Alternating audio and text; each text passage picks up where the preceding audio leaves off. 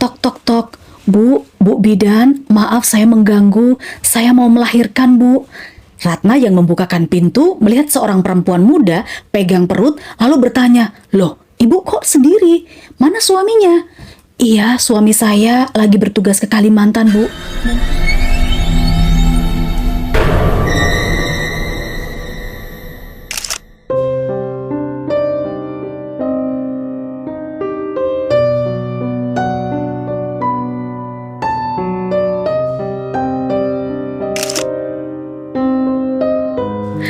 Halo teman-teman, kalian masih ingat nggak? Aku pernah cerita soal bidan desa yang baru diangkat jadi PNS di tahun 2016. Namanya Ratna, yang ditugaskan di sebuah desa terpencil yang disebut Kampung Duku. Aku recap dikit ya, nanti kamu bisa tonton video lengkapnya di sini. Jadi Ratna ini bertugas di sebuah puskesmas di desa terpencil itu, dan baru semalam saja dia datang ke sana itu udah menolong seorang gadis yang melahirkan bernama Dewi, yang notabene adalah pemilik rumah tempat Ratna ngontrak. Jadi Ratna ini ngontrak atau kos di rumah Dewi. Terus horornya lagi, di tengah proses persalinannya Dewi, dia sempat kerasukan sosok-sosok mulai dari anak kecil sampai sosok harimau. Dah tuh ya, dari sini kalian udah dapatkan penggambarannya. Nanti untuk video selengkapnya sekali lagi kamu bisa tonton di sini. Nah, pengalaman horor Ratna terus berlanjut pada saat dia sudah bertugas di puskesmas Kampung Duku. Nggak kalah seremnya teman-teman. Maka nggak usah berlama-lama, kamu enakin saja rebahannya, siapin cemilannya, aku mulai ceritanya sekarang.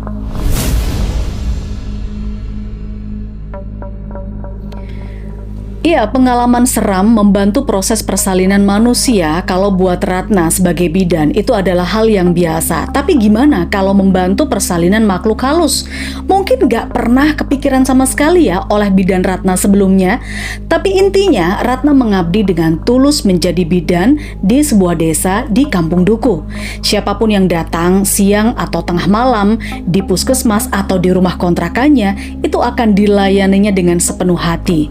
Memilih profesi sebagai bidan ya konsekuensi apapun dirinya harus sudah siap ya. Tapi membantu proses persalinan makhluk halus menjadi pengalaman yang tidak akan pernah bisa dilupakan Ratna selama karirnya.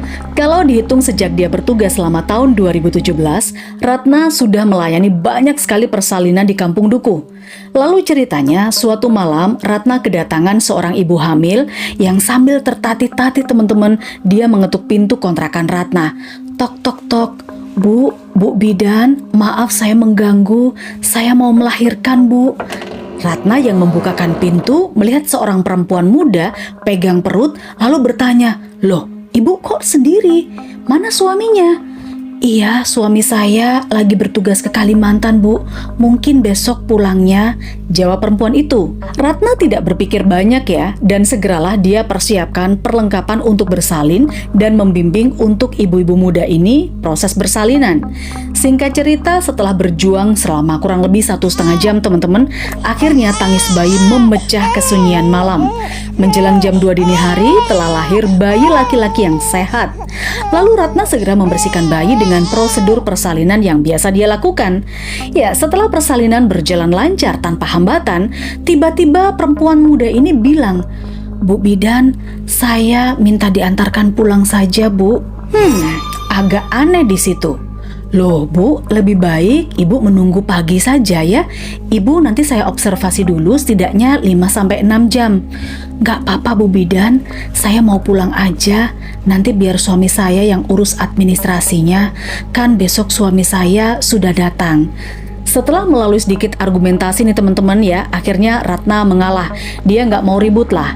Pertimbangannya ya rumah perempuan ini juga nggak begitu jauh kok dari puskesmas tempat dia kerja. Jadi ya besok dia bisa sekalian kunjungan. Kemudian Ratna memanggil Pak Darso. Masih ingat kan kalian, Pak Darso ini adalah tetangga sebelah rumah.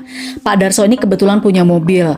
Ratna minta bantuan agar Pak Darso mengantarkan mereka untuk pulang ke tempat pasiennya itu. Jalanlah mereka ya. Nah, di sepanjang perjalanan menuju rumah perempuan ini teman-teman, jalanan desa Kampung Duku itu terasa datar seperti di kota.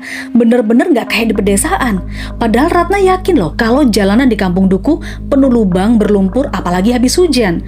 Tidak hanya itu, di dalam mobil itu terasa aroma semerbak bunga yang sangat harum, persis wewangian yang tercium di area pemakaman. Pak Darso juga berlaku aneh di situ, teman-teman. Sepanjang jalan dia itu diem aja seolah-olah nggak ada bahan buat obrolan. Lalu ya setelah menempuh perjalanan yang tidak begitu lama ya, akhirnya mobil Pak Darso itu tiba di rumah yang dituju. "Mari Bu, saya bimbing masuk ya," kata Ratna mau membantu si pasien. Ya, Pak Darso malah tetap ada di bangku sopir loh, dia nggak turun dari mobil. "Sudah Bu Bidan, nggak apa-apa, saya bisa berjalan masuk sendiri kok," jawab perempuan itu. Nah, setelah melihat perempuan itu masuk ke dalam rumah membawa bayinya, Ratna masuk mobil lagi dan Pak Darso langsung tancap gas pulang. Ratna sih nggak mikir apa-apa ya teman-teman. Katanya sih dia akan menagih biaya persalinan esok hari saja saat sang suami perempuan itu sudah datang. Yang penting kan udah tahu rumahnya, gitu pikir Ratna. Dalam perjalanan pulang itu Pak Darso baru mau ngajak ngobrol, tapi anehnya percakapan dibuka dengan pertanyaan. Bu Bidan nggak apa-apa kan?" Ya nggak apa-apa Pak." Ditanya kayak gitu ya spontan aja Ratna jawabnya. "Memang kenapa Pak?" Di situ Pak Darso terdiam lagi, lalu dia jawab, "Nggak apa-apa Bu Bidan, pokoknya Bu Bidan baik-baik saja. Tapi saran saya nanti setelah sampai rumah, Bu Bidan mandi keramas ya pakai air garam ini garamnya sudah saya siapkan." Makin aneh di situ kan. Ternyata sejak berangkat tadi Pak Darso itu seperti udah menyiapkan garam di laci dashboard mobilnya. Lalu di situ Pak Darso bilang lagi, "Bu Bidan, selama bertugas di kampung Duku ini, Bu Bidan jangan putus doa dan perkuat ibadahnya ya Bu." Ratna nggak bisa berkata apa-apa dan dia hanya angguk-angguk aja teman-teman. Oke, singkat cerita, sekitar jam 7 pagi harinya, Ratna kan berangkat ke puskesmas buat kerja ya. Ya seperti biasanya, jalur yang dia lewati itu sama persis saat dia ngantar pasiennya semalam. Bener aja kan, jalannya tuh penuh dengan lubang dan becek pula. Tapi kok bisa ya, semalam itu jalannya mulus aja, kayak nggak ada apa-apa. Begitu sampai di titik lokasi rumah pasiennya semalam, Ratna merasa ada yang janggal. Karena posisinya itu dekat sama makam umum kampung Duku. Loh, semalam kan kayaknya Ratna nggak lihat ya di sana itu ada makam. Tapi memang sih beberapa meter dari makam umum itu berdiri sebuah rumah tembok yang sudah lusuh dan temboknya sedikit berlumut. Oh, mungkin itu rumah pasiennya yang tadi malam, pikir Ratna. Ya, meskipun Ratna sendiri sebetulnya yakin ya kalau semalam rumah itu bersih temboknya, masih cerah, tidak berlumut lah, meskipun remang-remang. Tapi segera dia menepisnya. Mungkin karena malam, masih gelap, penerangannya kurang. Jadi ya dia nggak lihat kalau di sana itu ada makam dan seolah-olah rumahnya itu bergeser. Gitu. Ratna lalu menuju rumah itu dan mengetuk pintu. Tok, tok, tok. "Permisi." Gak lama teman-teman, pintu terbuka. Muncul seorang bapak-bapak yang ya sudah lansia, usia 60 tahun ke atas. Rambutnya sudah putih dan dia merokok ya. "Siapa?" "Selamat pagi Pak, saya Bidan Ratna, mau kunjungan untuk pasien melahirkan yang saya tolong semalam." "Oh ya, Bapak orang tuanya?" Bapak-bapak itu diam sesaat seperti mencerna kata-kata Ratna. Lalu dia buka suara. "Di sini saya tinggal sendiri Bu Bidan. Tidak ada perempuan melahirkan di sini dan saya tidak punya anak." Tapi Ratna bersikeras ya kalau semalam dia itu mengantar perempuan muda masuk ke rumah ini. Dan di situ Ratna baru sadar, dan mungkin kalian notice juga kalau ternyata sejak pasiennya itu datang sampai diantar ke rumah, Ratna tuh nggak bertanya siapa nama perempuan itu ya kan? Seperti ada yang ngeflip gitu teman-teman. Akhirnya Ratna cuma bisa menyebutkan ciri-ciri dari perempuan muda yang dia tolong semalam. Mendengar ciri-ciri yang disebutkan, tiba-tiba bapak-bapak ini terdiam lagi dan matanya berkaca-kaca. Disitulah mulai ada kejelasan.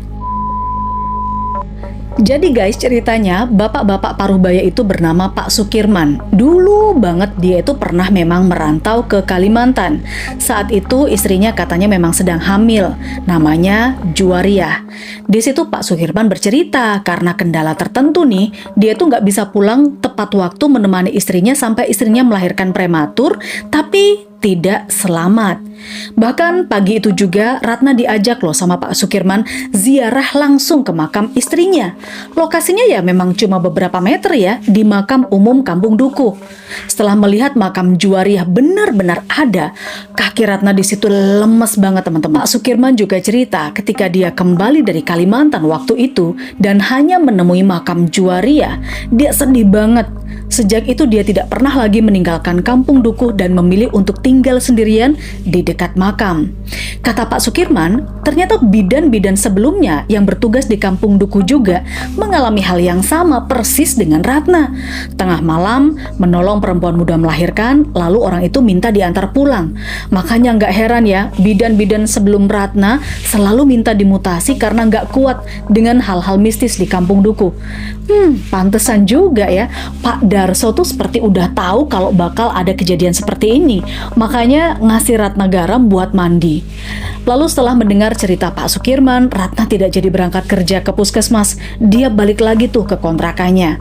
Sesampainya di sana, kagetnya dia itu berlipat-lipat lagi teman-teman, karena ruangan persalinan semalam terlihat sangat bersih, seolah tidak ada jejak atau tanda-tanda ada yang bersalin di situ.